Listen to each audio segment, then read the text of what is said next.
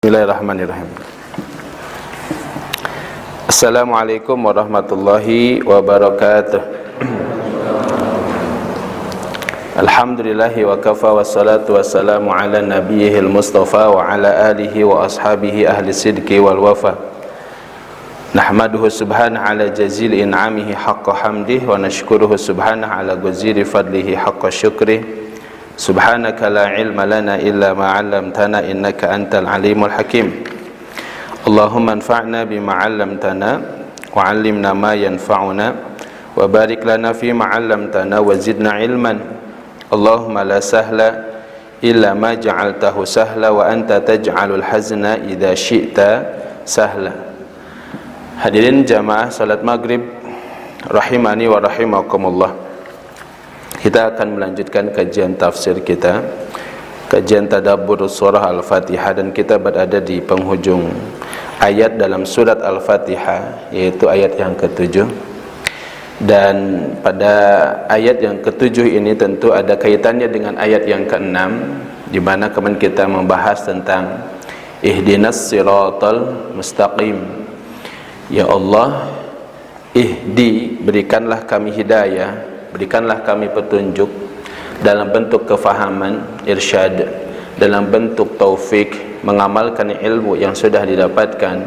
Dalam bentuk yang ketiga adalah keistiqomahan, as-sabat, dalam mencari ilmu, dalam mengamalkan ilmu yang sudah dimiliki.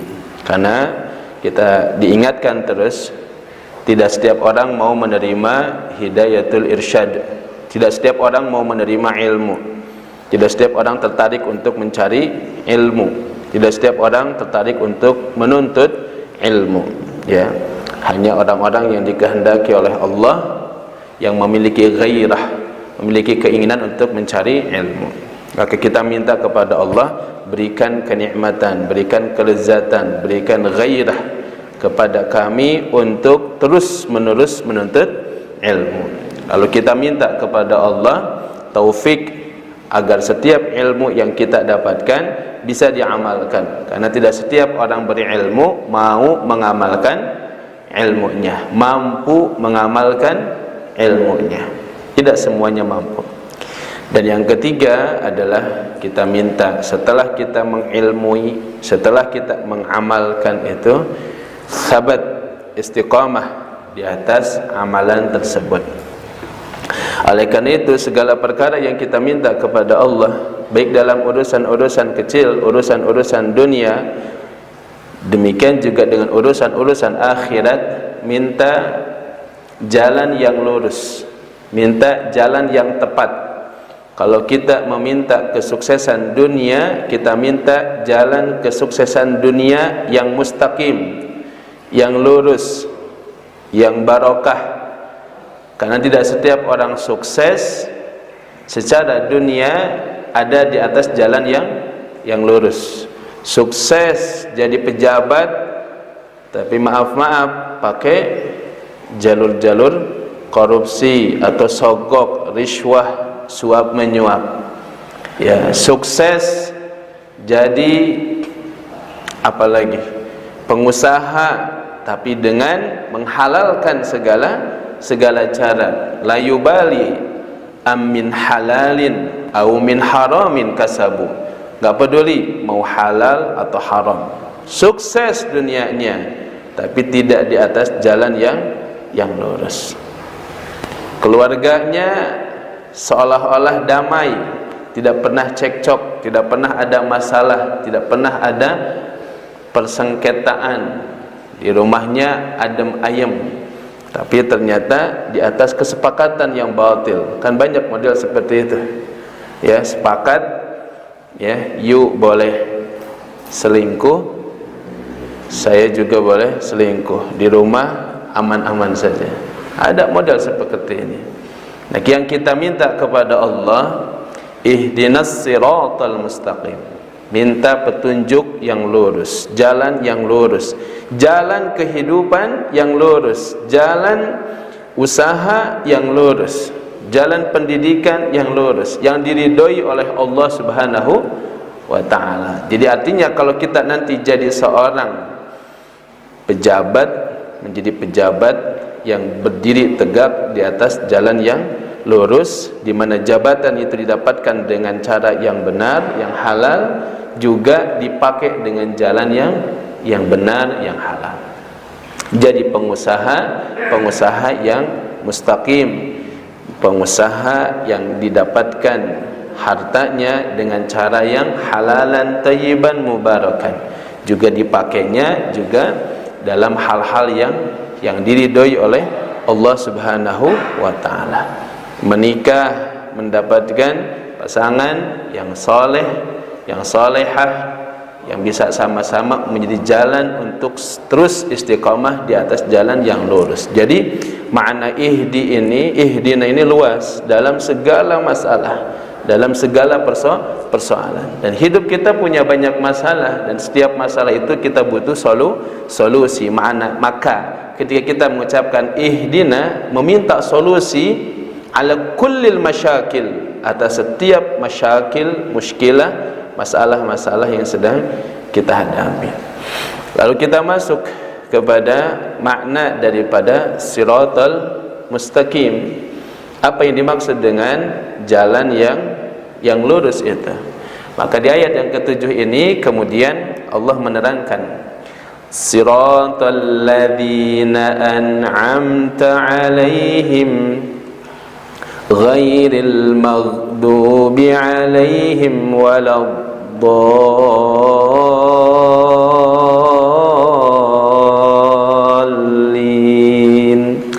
Ini akan kita bahas, yaitu adalah sirat, yaitu jalannya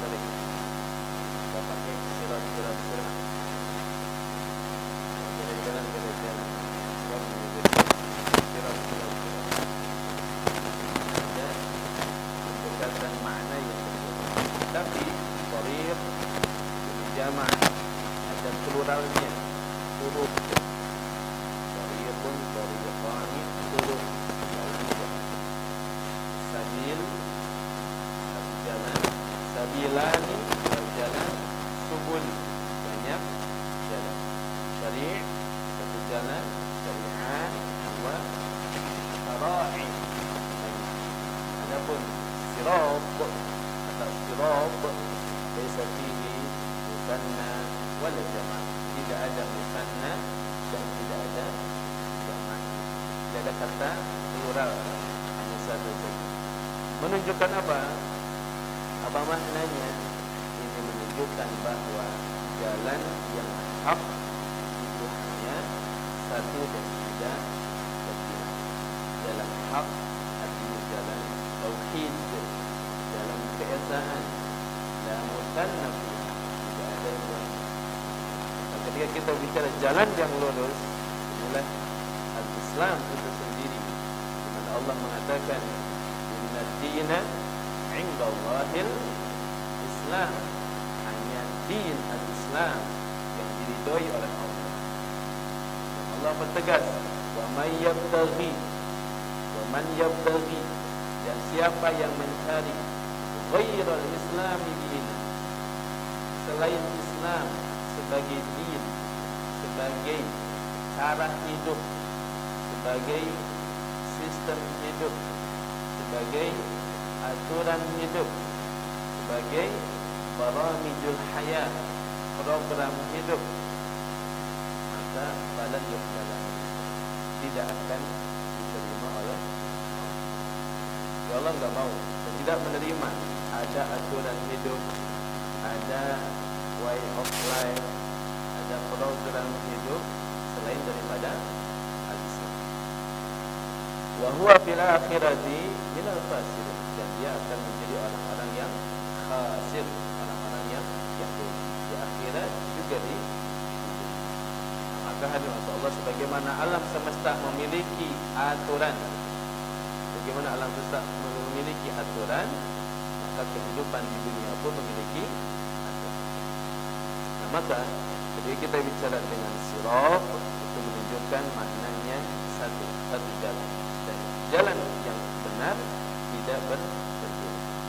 Adapun jalan untuk menuju kesuksesan, ya, jalan menuju kesuksesan artinya pintu-pintu kebaikan untuk mencapai atau untuk mencapai kesuksesan, Allah berikan jalan yang begitu banyak untuk mencapai kesuksesan akhirat.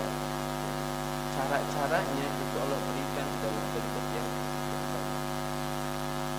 Jadi dalam bentuk subul, dalam bentuk jalan-jalan yang banyak. Allah, kita coba lihat di dalam ayat ini, siratal ladzina an'amta 'alaihim. Disebutkan kata, atau kita mulai dengan firman Allah dalam ayat ini. Ketika kita mengucapkan ihdinas siratal mustaqim, baru siratal ladzina an'amta 'alaihim sampai akhir, kita pernah membahas bahwa Allah membagi tentang ayat ini. Ini adalah apa yang diminta oleh hamba-Ku, wa li'abdi ma sa'al, dan bagi hamba-Ku apa yang dia minta. Kita sebagai hamba minta sama Allah, tunjukilah kami jalan yang lurus ya Allah. Saat itu juga Allah mengatakan wa li'abdi ma sa'al, bagi hamba-Ku apa yang kita minta. Artinya apa? Saat kita minta petunjuk yang lurus, jalan yang lurus, ya, taufik di dalam kebaikan, keistiqomahan, kalau kita pahami dan maknai ayat ini dengan benar, kita sedang meminta kepada Allah, dan saat itu juga kita mendapatkan jaminan jawaban dari Allah, wali abdi masa'al, dan bagi hamba-Ku apa yang dia minta. Ini harus punya keyakinan. Dalam doa itu kata Rasul SAW, ud'ullaha wa antum muqinuna bil ijabah. Doa kita kepada Allah harus disertai dengan muqinun, keyakinan akan diijabah. Jadi sebenarnya hadirin, kalau kita paham tentang hakikat ini, kenapa Al-Fatihah sampai menjadi rukun min arkanis shalah, rukun yang terus diucapkan dalam satu hari satu malam minimal berapa kali? 17. Anak kandungannya yang luar biasa. Kemudian di dalam ayat ini, ya, disebutkan kata an'amta, yang telah engkau beri nikmat. Maka an'amta ini disebutkan dalam banyak makna, di antaranya makna daripada kata nikmat itu adalah al-halah al-hasanah, keadaan yang baik. Itu disebut dengan nikmat. Dalam bahasa kita, hati-hati jangan sampai salah, lalu fasih, pengen kelihatan fasih menyebutnya nikmat, ya, pakai kof. Ini maksudnya bagus, tapi caranya, karena ada nikmat, itu artinya keadaan baik, kebaikan, keserasian. Tapi kalau pakai qaf, nikmat itu artinya bencana. Jadi kalau minta sama Allah, ya Allah berikan aku semua kenikmatan, artinya apa? Minta semua.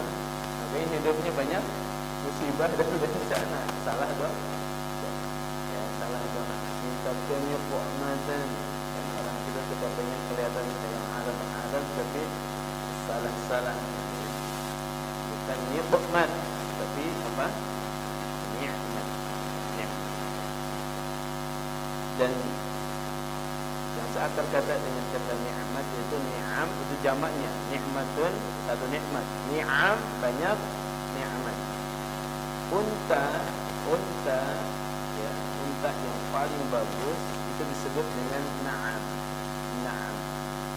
Ya, Nabi pernah mengatakan, wallahi la ayyadiyallahu bika rajulan wahidan khairun laka min humrin na'am. Jadi Allah, seandainya engkau memberikan hidayah, atau seandainya engkau menjadi jalan seseorang mendapatkan hidayah, ya, engkau menjadi jalan seseorang mendapatkan hidayah, itu lebih baik bagimu daripada engkau mendapatkan humrun na'am. Artinya apa? Unta merah. Unta merah ini adalah gambaran harta yang paling berharga. Unta itu adalah hewan yang paling berharga bagi orang-orang. Bagaimana unta itu Allah sendiri menyebut afala yang zuru ilal ibili kaifa khuliqat. Lihatlah bagaimana unta dicipta. Unta kuat berjalan sampai puluhan kilometer sampai ratusan kilometer di atas badan, bisa menyimpan air cukup banyak. Ya, matanya meskipun tertutup tapi masih bisa melihat karena kelopak matanya itu tipis, sehingga dia bisa bekerja. Dan dengan berbagai macam kelebihan daripada unta, sehingga dia merupakan kenikmatan yang sangat banyak. Kemudian kalau kita lihat di dalam Al-Quran, kata nikmat terkadang menggunakan huruf tak marbutah. Tak marbutah itu begini, ya, atau modelnya kayak gitu, ada yang bulat atau ada yang penting. Tak marbutah itu artinya adalah tak yang tertutup. Tak itu ada tak maftuhah, tak yang terbuka, titik dua, kayak ba, ta, itu tak maftuhah, terbuka. Ada tak yang marbutah. Tak marbutah itu artinya apa? Tak yang tertutup. Modelnya ada yang lonjong, ada yang bulat. Para ulama merinci menjelaskan makna. Ada perbedaan kata para ulama ketika Allah menyebutkan kata nikmat menggunakan tak marbutah, kata nikmat menggunakan tak maftuhah. Kalau taknya marbutah begini dibacanya apa? Ni'mah. Dibacanya apa? Ni'mah. Jadi kalau dalam bentuk tak maftuhah dibacanya apa? Nikmat. Bacanya apa? Ada yang hanya menjelaskan dari sisi lugawi, penjelasan secara bahasa, tapi ada juga yang kemudian menjelaskan lebih jauh bahwa itu menunjukkan bahwa nikmat ada dua model. Nikmat itu ada dua model. Ada nikmat hissi. Nikmat hissi ini apa? Nikmat yang berkaitan dengan fisik. Nikmat sehat, ya, nikmat mata bisa melihat, nikmat telinga bisa dengar, nikmat mulut bisa bicara, nikmat hidung bisa menghirup, ya, nikmat indera tangan bisa memegang. Ini hissi. Nikmat hissi, nikmat dapat pasangan, nikmat dapat tempat tinggal, nikmat dapat punya kendaraan. Ini nikmat hissi. Dan Allah berikan semua nikmat ini kepada siapa? Kepada semua makhluk. Nikmat hissi ini Allah berikan kepada semua makhluk. Mau orang mukmin, mau orang kafir, mau ahli ta'ah, ahli ibadah, ahli salat, ahli tilawah, ahli masjid, ya, yang tidak pernah berbuat dosa atau yang menjauhi perbuatan dosa, bukan tidak pernah, karena setiap mukmin pasti berbuat dosa. Yang berusaha menjauhi dosa dapat juga termasuk orang-orang mukmin tapi bukan maksiat, sholat tara ke masjid, apalagi Jumatan sebulan sekali, atau bahkan sholat setahun 2 kali, Idul Fitri, Idul Adha. Lagi kadang kesiangan karena malamnya main beduk ketika subuh. Yang suka main yang haram, masalah tidak. Tapi hidupnya Allah kasih sehat, bisa jadi. Banyak orang-orang yang kita anggap bercan muat wahai, padahal udah banyak sekali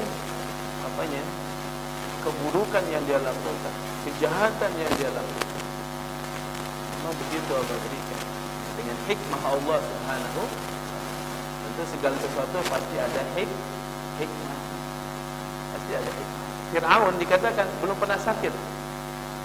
Fir'aun dikatakan belum pernah merasa sakit, dan pernah hareng, dan pernah sakit gigi, dan pernah sakit perut. Fir'aun. Nah, sesungguhnya bagi orang mukmin sakit itu bukan berarti tanda Allah murka. Malah Allah mengatakan innallaha idza ahabba qauman ibtalahum. Allah tuh kalau mau mencintai hambanya malah dikasih apa? Dikasih musibah, dikasih sakit, dikasih masalah. Ya, sehingga apa?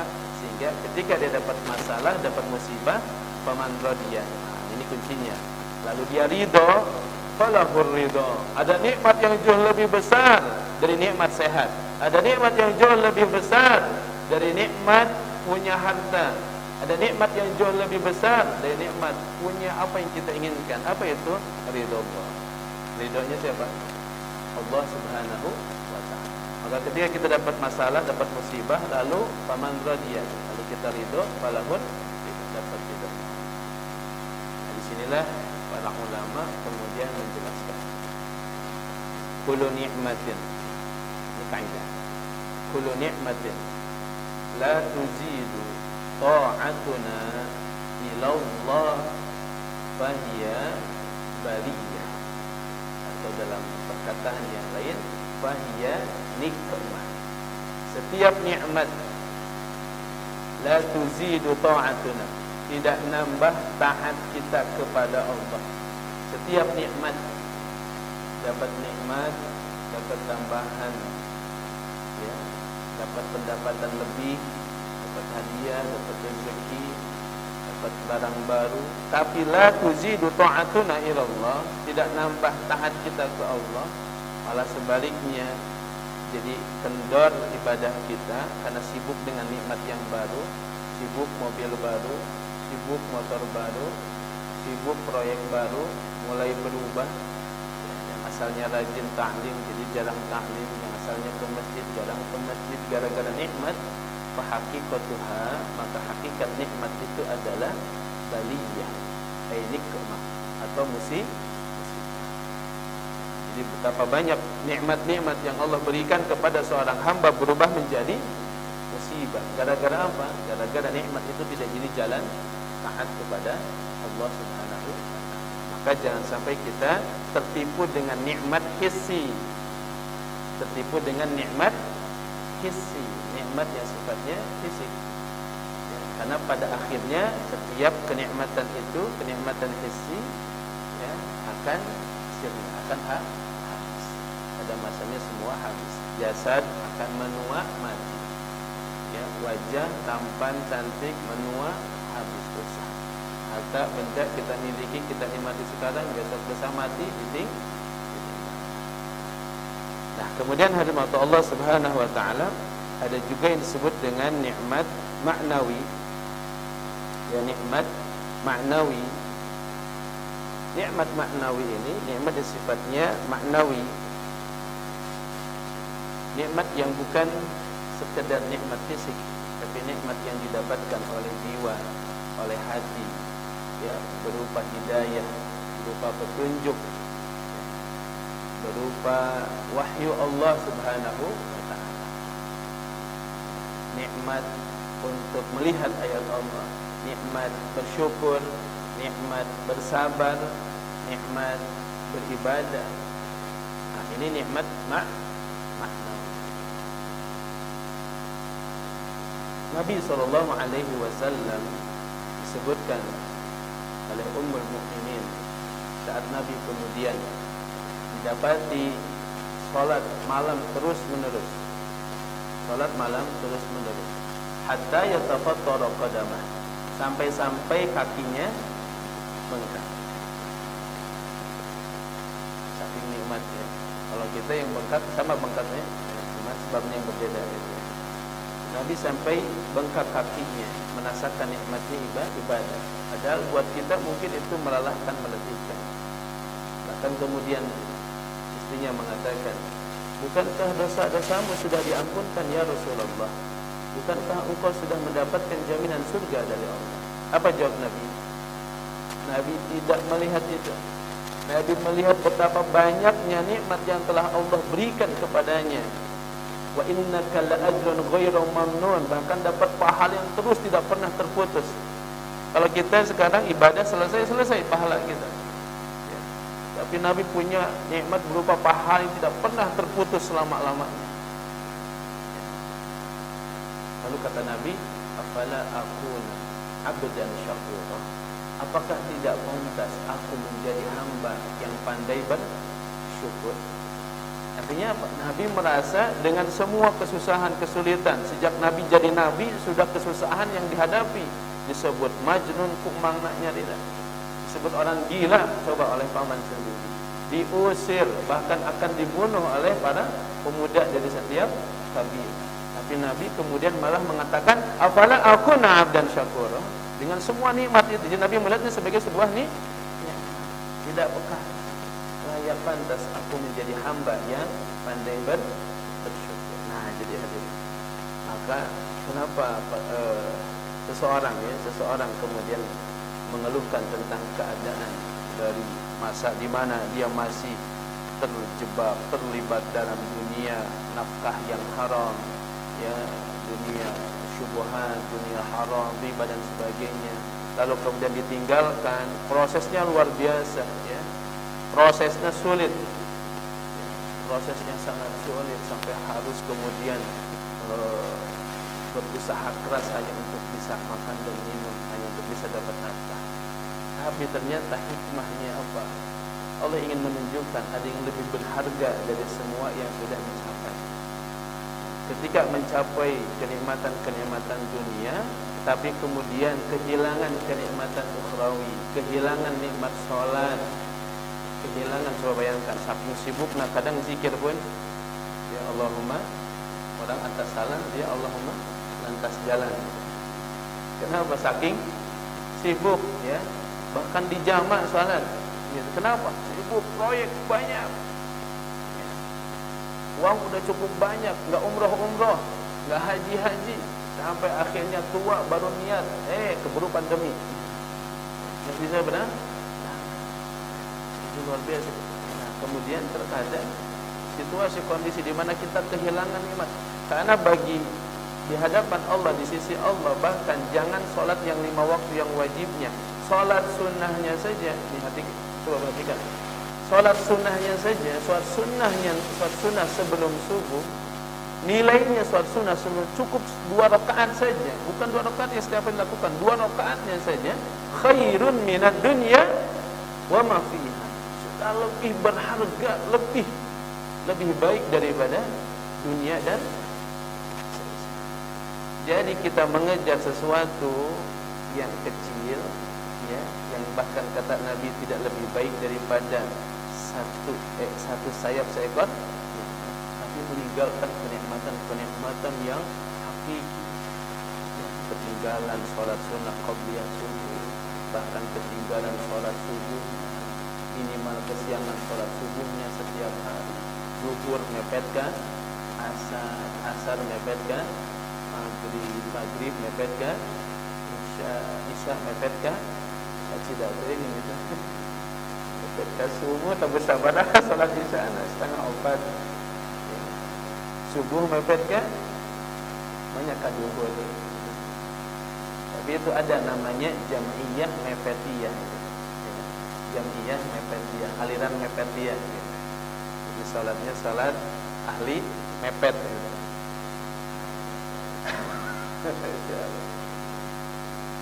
Tapi lihatlah orang itu merasa enjoy, nyaman dengan semua itu. Kenapa? Dikasih rezeki melimpah, istri sehat, anak sehat, sekolah lancar. Padahal dia sedang kehilangan sesuatu yang paling berharga. Dia sibuk mencari runtah, sampah, mutiara dan emas dia tinggalkan karena itu tidak terlihat menarik. Tapi ngalirna nu agung-agung. Lalu Allah buat kita sadar, keceling,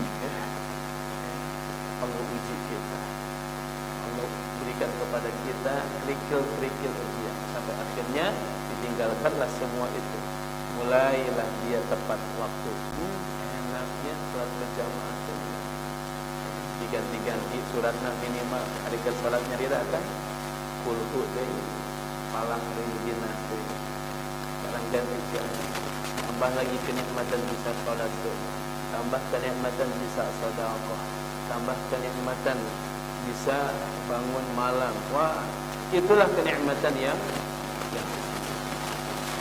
Ada mata Allah Subhanahu wa taala, maka kalau dengan semua nikmat itu kita belum bisa bersyukur, dengan apalagi Allah berikan kepada kita untuk menjadi hamba yang pandai bersyukur. Kalau lihat sejarah hidup Nabi, ya, itu kalau pakai lembar tinta, tintanya bukan tinta putih atau tinta apa, ya, tinta merah. Perjuangan semua sejak jadi Nabi usia 40 sampai akhir hayatnya. Siapa yang mendapatkan sesuatu yang lebih dahsyat daripada Nabi? Bahkan kata Nabi, sakitnya pun, kata Nabi, sakitku dibandingkan dengan sakit kalian 2 kali lipat. Jadi, kalau kalian merasakan sakit kepala, aku pun merasakan 2 kali lipatnya dari apa yang kalian rasakan. Nabi yang lebih. Tapi dengan semua itu Nabi malah mengatakan, afala akunu abdan syakur, tidakkah engkau mau aku menjadi seorang hamba yang pandai bersyukur. Nah, kemudian hadirin Allah, siapa yang dimaksud dengan siratal ladzina an'amta alaihim, ya. Sirata itu jalannya, alladzina orang-orang yang an'amta telah engkau beri nikmat, alaihim atas mereka.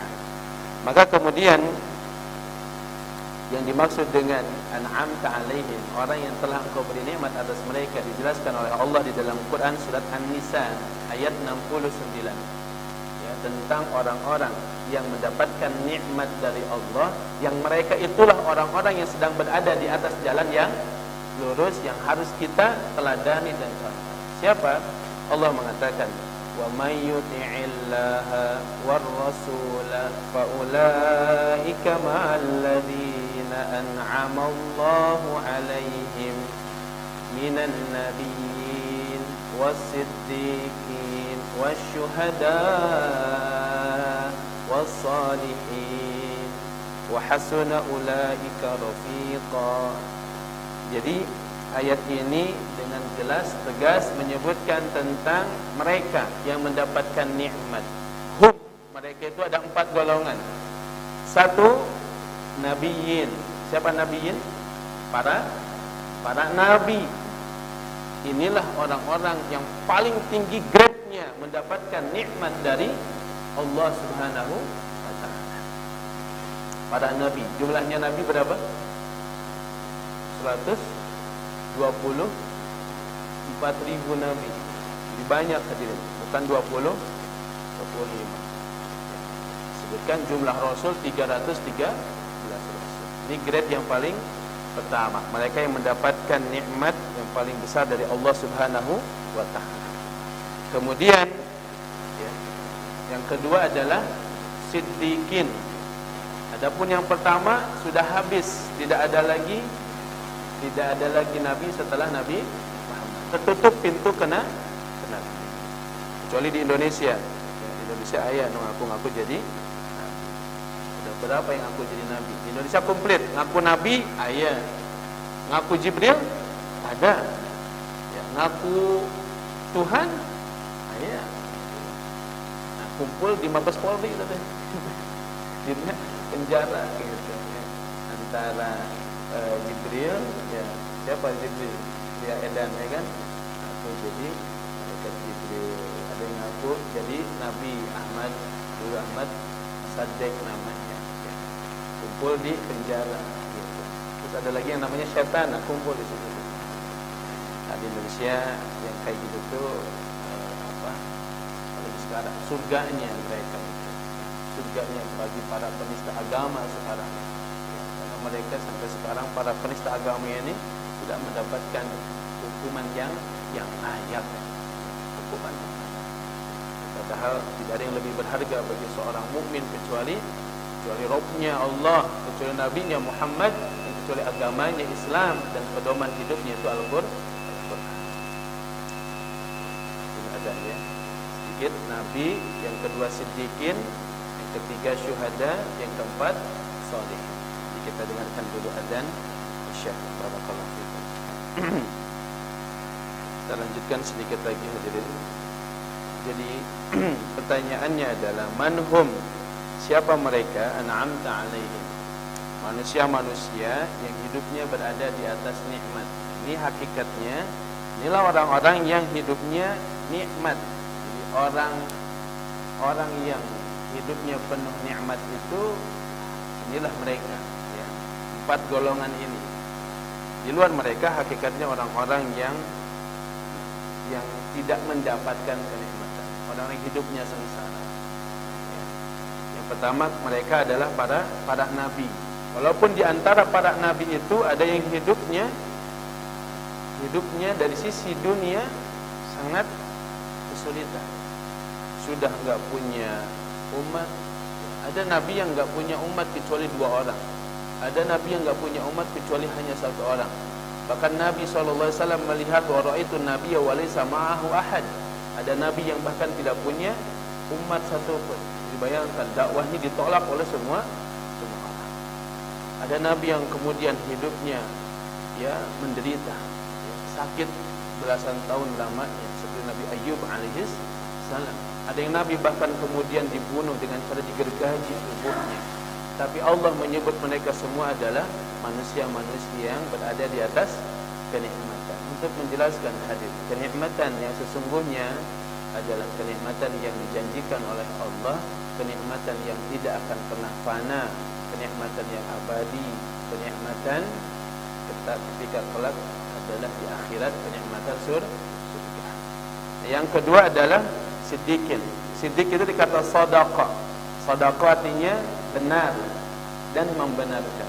Sebagaimana Abu Bakar digelari oleh Nabi dengan as-siddiq, orang yang senantiasa membenarkan. Sebenarnya bukan hanya Abu Bakar, Khadijah pun as-siddiqah, membenarkan dakwahnya Nabi SAW dan bahkan tidak pernah mendustakan Nabi SAW. Juga sahabat yang lain. Tetapi tentu keutamaan Abu Bakar memiliki keutamaan daripada sahabat-sahabat yang lainnya, sehingga kemudian dijadikan sebagai sebuah laqab bagi Abu Bakar.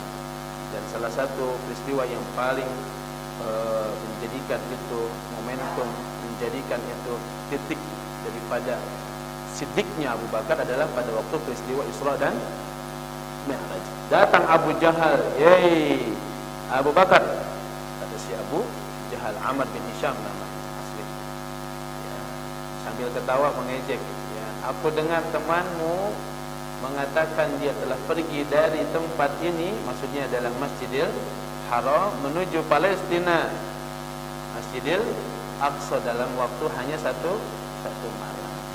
Temanmu sudah mulai tambah gila, hei Abu Bakar. Tapi bagaimana pendapatmu? Aku ingin mendengar pendapatmu." Abu Bakar hanya memberikan satu pertanyaan, "Awaqad qal?" Kata Abu Bakar, "Apakah benar yang ngomongnya adalah beliau sallallahu alaihi wasallam?" Kata Abu Jahal, "Iya, dia yang bilang ke semua orang bahwa dia telah pergi ke Masjid Al-Aqsa dalam waktu semalam."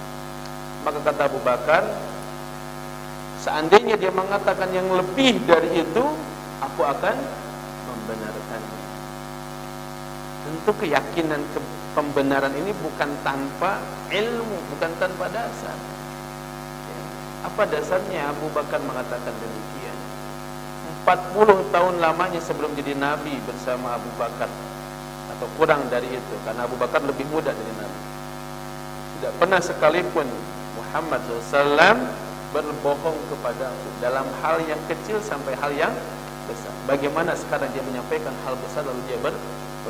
Bila dasarnya ilmiah, bukan sekedar kepercayaan buta. Jadi ditambah bahwa keyakinan Muhammad SAW adalah seorang nabi, yang itu adalah perkara mudah bagi Allah untuk mengirim rasul.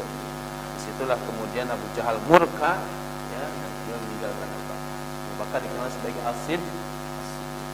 Artinya as-siddiq ini hadirin orang yang senantiasa benar dan membenarkan. Paling tidak kewajiban kita apa? Membenarkan perkataan Allah dan perkataan Rasulnya di atas perkataan semua manusia. Kata Imam Malik rahimahullah ta'ala, Imam Malik yang kemudian madhabnya banyak dipakai oleh umat Islam, madhab Maliki namanya, seperti di Maroko itu madhabnya madhab Maliki. Dia mengatakan, Imam Malik bin Anas ini gurunya Syafi'i, dia mengatakan kullun yu'khad wa yurad. Semua ucapan bisa diterima tapi juga bisa ditolak. Jadi enggak ada yang mutlak. Illa sahib hadhil qabr, kecuali yang punya kuburan ini. sambil menunjuk di Nabawi, menunjuk kepada sebuah kuburan yang mana kuburan itu adalah milik Nabi Muhammad sallallahu alaihi wasallam. Jadi semua perkataan itu masih bisa diterima atau dianalisa dulu. Adapun kalau sudah qala Allah, qala Rasulullah, bukan hanya sami'na tapi juga wa ata'na. Kami dengar dan kami taat. Kalau perkataan orang masih boleh sami'na wa analisa. Dianalisa dulu benar salahnya. Tapi kebanyakan sekarang malah ketukar. Ya, qala Allah, qala Rasulnya didengar tapi dikehelan. Dianalisa dulu, tak benar apa salah, update enggak nih, sesuai enggak dengan perkembangan zaman dan sebagainya. Ini enggak termasuk kategori siddiq. Orang siddiq itu apa? Benar. Bukan cek Allah A, cek Allah Rasul A. Kata Allah B kata kita. Makanya bagi orang mukmin, dalikal kitabu la raiba fihi hudan lil muttaqin. Al-Quran semuanya harus kita yakini kebenaran. Kalaupun kita melihat ada satu ayat yang naonnya, jangan kemudian memponis kayaknya ini ayat bertentangan. Wah, ini bahaya. Wah, seorang mukmin awali dengan apa? Keyakinan. Kalaupun melihat ada salah masalah, yang harus diponis adalah kita masih awam, masih belum paham. Yang ketiga siddiqin, yang ketiga adalah syuhada. Syuhada itu dikata syahidun, orang yang menyaksikan kebenaran, yang bersaksi atas kebenaran. Dia mengatakan isyhadu bi anna muslimun, itu paling minimal. Isyhadu, bersaksikanlah bi anna muslimun, bahwa saya adalah seorang muslim. Tentu syuhada dengan grade-nya. Ada syuhada yang betul-betul meninggal di medan perang. Mereka tidak perlu dimandikan, langsung dikuburkan juga, bahkan dengan apanya? Dengan baju perangnya, supaya jadi saksi. Disebutkan di Maqbarah Uhud, di Maqbarah perkuburan syuhada Uhud, disebutkan oleh Syekh Salman Al-Auda, ya, itu kemudian terjadi fenomena yang memang sudah disebutkan di dalam hadis bahwa jasadnya para syuhada itu tidak akan dimakan oleh cacing, gitu ya, dia akan tetap utuh. Kemudian disebutkan bahwa satu fenomena ketika terjadi banjir, kemudian para syuhada itu yang ada di Maqbarah Uhud, ya, dipisahkan, kemudian keluar jenazah-jenazahnya itu, lalu kemudian yang bisa diidentifikasi ada dua. Satu yang dadanya belah, siapa dia? Hamzah. Ya, kenapa belah dadanya? Pada waktu perang Uhud dibelah dadanya oleh siapa? Dibelek dadanya oleh Hindun, ya, yang dendam karena ayahnya kemudian adiknya wafat, ya, ditombak oleh Wahsy, ya, dalam perang Uhud. Sebenarnya menang, tapi karena ketidakdisiplinan para pemanah akhirnya berbalik arah. Satu Hamzah, satu lagi saya lupa namanya, hidungnya terkena sabetan pedang. Nah, itu masih jadi pedang. Artinya bahkan jasadnya pun masih utuh tadi. Bahkan ada satu tangan yang memegang telinganya, dan pas dibuka masih keluar darah. Ini fadilatus syuhada, keutamaan dari para syuhada. Jadi jasad mereka bahkan tidak dimakan oleh cacing. Ada syuhada yang lain, ya, syuhada yang levelnya tidak meninggal di medan perang. Contoh, ada satu sahabat, siapa dia, yang sudah puluhan, mungkin bahkan ratusan peperangan dia ikutin, ya, dan selalu menang, tapi matinya tidak di medan perang. Siapa dia? Khalid bin Walid, digelari oleh Nabi Saifullah al-Maslul, pedang Allah yang terhunus. Sampai dia mengatakan, ya, mengapa aku mati di atas ranjangku, gitu. Ya, setiap saat dia mau menjemput kematiannya dengan pedangnya, ternyata malah dia meninggal di atas ranjangnya. Tetapi syahadah itu, kata Nabi, intasdukillah yasdukta. Kalau engkau betul-betul jujur meminta kepada Allah, Allah akan menunaikan apa yang menjadi keinginan. Jadi syahadah tidak mesti berada di atas peperangan. Nabi sendiri tidak meninggal di dalam medan peperangan. lebih berusaha. Yang terakhir adalah solihin. Solihin artinya apa? Orang-orang yang soleh. Minimal kita masuk level yang mana? Soleh ya asal ada Quran ini dalam pendeknya. Soleh itu salat 5 waktu tepat waktu. Ya, baca Al-Quran setiap hari tidak ketinggalan. Kemudian ya senantiasa bersedekah di setiap harinya. Kemudian berbakti, berbuat baik kepada orang tua. Suka silaturahim. Itu minimal disebut orang. Sebaliknya kemudian dia tidak pernah berbuat perbuatan yang haram. Dia tidak melakukan perbuatan dosa kecuali kemudian dia senantiasa beristighfar mohon ampun kepada Allah. Mudah-mudahan apapun yang Allah berikan kepada kita, mudah-mudahan itu menjadi jalan kita semakin taat kepada Allah, dan setiap masalah yang Allah berikan kepada kita itu pun menjadi jalan kita semakin dekat kepada Allah Subhanahu wa taala. Dan mudah-mudahan kita termasuk di antara hamba-hamba Allah yang berada di atas jalan yang nikmat ini. Paling tidak kita bisa mengejar kriteria solihin, atau mudah-mudahan kita dapat gelar syuhada, orang-orang yang mati dalam rangka membela agama Allah Subhanahu wa taala. Hadanallahu wa iyyakum ajmain. Ini yang bisa kita bahas pada kesempatan yang mulia ini. Semoga bermanfaat. Nanti kita lanjut dalam ayat setengah terakhir dari ayat tersebut, yaitu ghairil maghdubi 'alaihim waladdallin. Kami kembalikan kepada pembaca. Barakallahu fikum. Assalamualaikum warahmatullahi wabarakatuh.